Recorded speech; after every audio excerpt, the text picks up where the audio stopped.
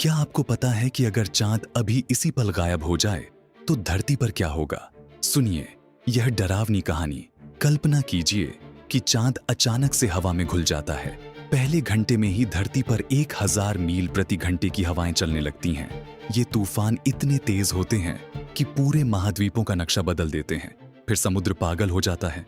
100 foot ऊंची लहरें तटों को निगलने लगती हैं। शहर, जंगल, पहाड़ सब कुछ पानी में डूब जाता है। लेकिन यह तो बस शुरुआत है। धरती का घूमना बिगड़ जाता है। हमारे 24 घंटे के दिन सिर्फ 6 घंटे के हो जाते हैं। मौसम का चक्र टूट जाता है। कुछ ही दिनों में धरती एक अजीब अनजान ग्रह बन जाती है।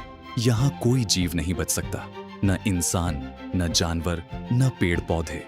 हमारा प्यारा चांद सिर्फ रोशनी ही नहीं देता था, बल्कि जीवन की रक्षा भी करता था।